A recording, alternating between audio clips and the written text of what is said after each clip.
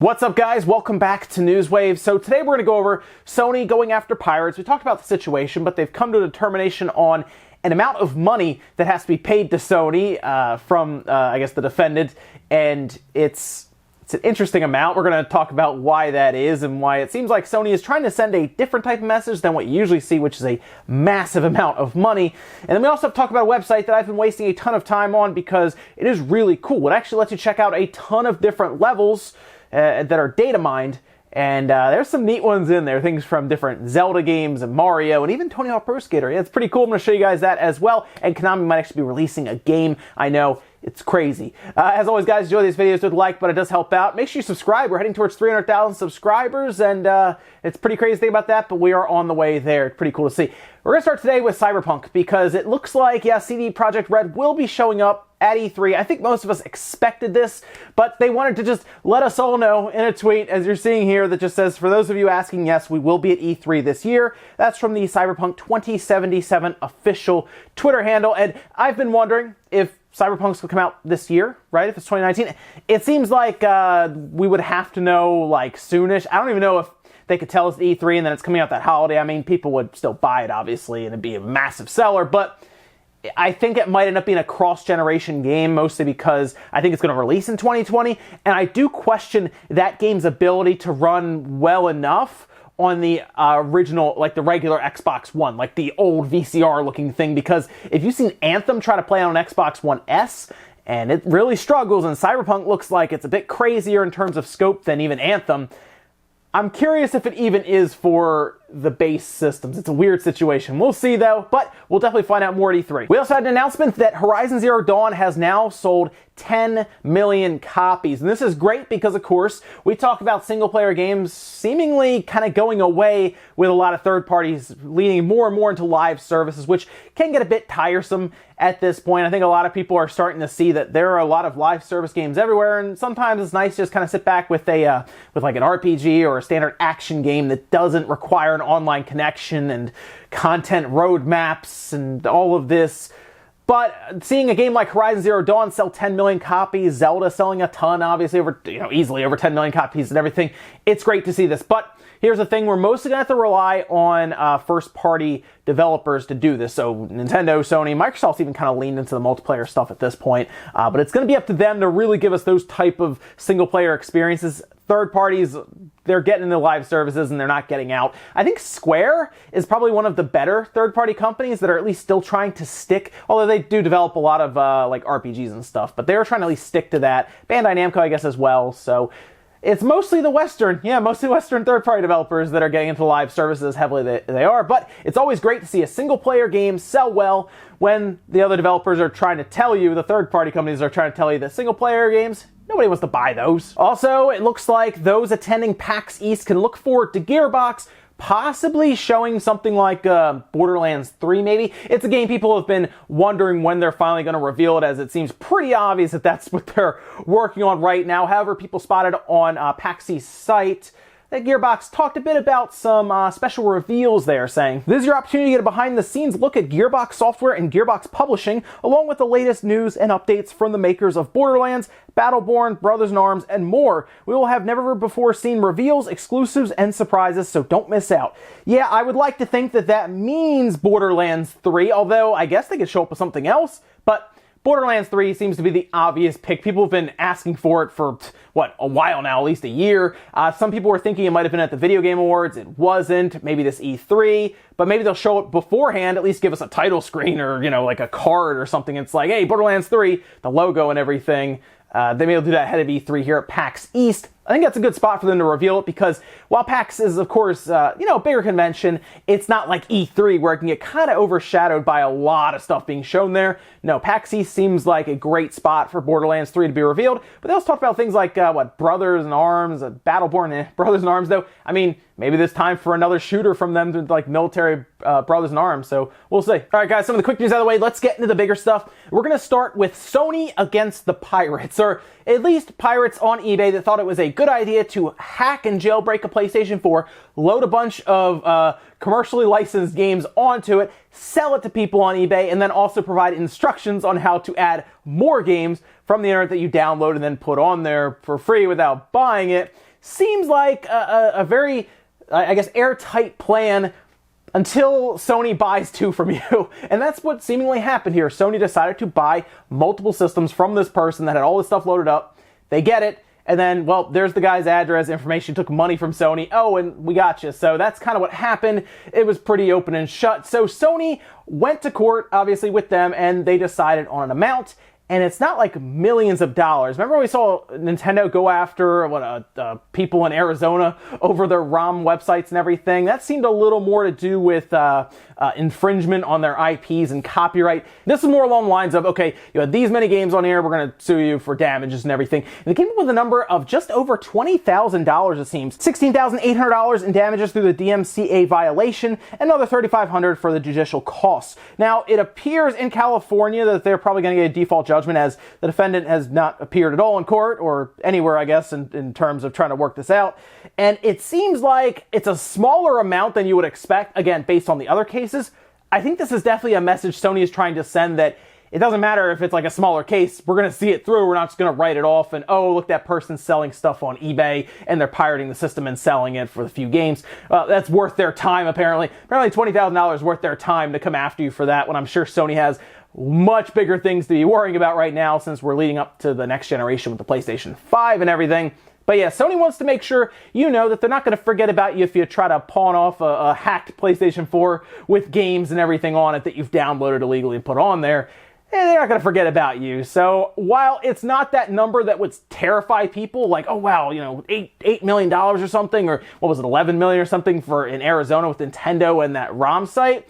No, it's more along the lines of, it's enough to still really, really hurt a lot of people. It's enough to where you'd still be like, wow, they're coming after people for that little compared to the others. Maybe I shouldn't sell this online, because yeah, they're still gonna come after me, even though it's a little thing. Next up, let's talk about Konami, it's a company that was way better years ago, decades ago, I guess, at this point, than they are today, where they mostly rely on gambling, pachinko machines, slot machines, arcades, everything but, well, developing new games and releasing them, and that's kind of worked for them because they're actually making money from it.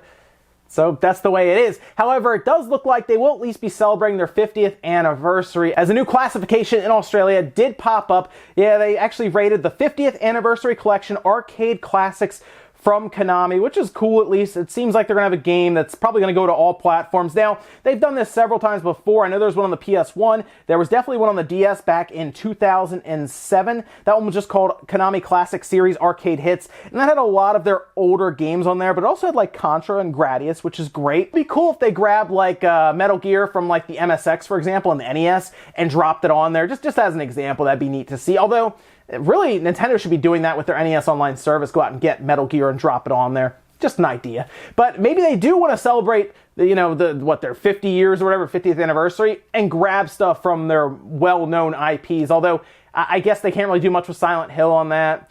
And I guess Metal Gear, an older one, is an easier way out to do that. But still, we'll see what they have. The fact that it's been rated means that it's probably going to be announced ahead of their 50th anniversary, which would be in March. I think it's March 21st. So it would be soon that they would at least announce it. It could even just be a digital-only thing. They just put it out. Hey, at least Konami's doing something other than pachinko machines. Next up, let's talk about Call of Duty, but probably not the Call of Duty that you'd think we'd be talking about. You might be thinking, oh, well, we're talking about Black Ops 4. Not necessarily. See, last year we talked about Modern Warfare 2 Remastered, right? But not the multiplayer, just the campaign. A weird idea, yeah, definitely. But it was a rumor going around and nothing really materialized. Remember, there were a lot of supposed leaks and rumors saying it was going to come out in like April or May of last year. Never happened. We get to Black Ops 4, and now here we are this year, leading up to the holidays, where we assume there will be a Modern Warfare game from Infinity Ward, possibly. Well, there's a new rating that actually went out for a game called Modern Warfare 2 Remastered. Yeah, that's right, it actually popped up. And this was from the Pan-European Game Information Board, and they rated Call of Duty Modern Warfare 2 Campaign Remastered. That is the official title, apparently, which is an insane title. I'm sure there's plenty of, headings and then subheadings there for that. But it's not completely, clear as to all the systems it'll be going to. As far as I can tell now, PS4, Xbox One, maybe PC. What I'm thinking is going to happen here is it's going to be a bundle with Modern Warfare, the new one coming out, Modern Warfare 4, I assume, right, this year. Kind of like how they did with Modern Warfare 1 Remastered, and they put it with Infinite Warfare. And that went over well because everyone was super happy about having to buy Infinite Warfare to get Modern Warfare because they wouldn't sell it separately. This might be a situation where they do pack it in with the $80 version, and it's just the campaign. And it's also a possibility they sell it separately and maybe put that campaign also on the Switch, and that would fill in the need to have a Call of Duty on the Switch. It'd probably be better if they took Modern Warfare 4 and put it on all platforms, including the Switch, because the user base for the Switch will have passed the Xbox Ones probably by that point, and it's just going to keep going and probably get to 50 million by next year easily, you know, no problem. So we'll see about that one. The development cycle's been around enough, and this would at least be something that would still be disappointing enough to put on the Switch rather than the full Call of Duty, you know, the new one. So it actually kind of makes sense for Activision to do that, you know, disappoint fans on the Switch, but also give them a Call of Duty at the same time. And our last bit of news, I want to talk to you guys about a website that I think is awesome. I don't know who runs it or anything. It's not sponsored, nothing like that. This is just a website that I spent a lot of time on over the past few days, and I just think it's really cool. It's actually called Noclip, and there's a link down below in the source if you want to check it out. But when I started going through it, I realized they had a lot of older games I used to play. I guess technically Dark Souls there too, so it's not like super old, but they have like all of the older GameCube games you might be thinking of. They have DS games and stuff, and the idea here is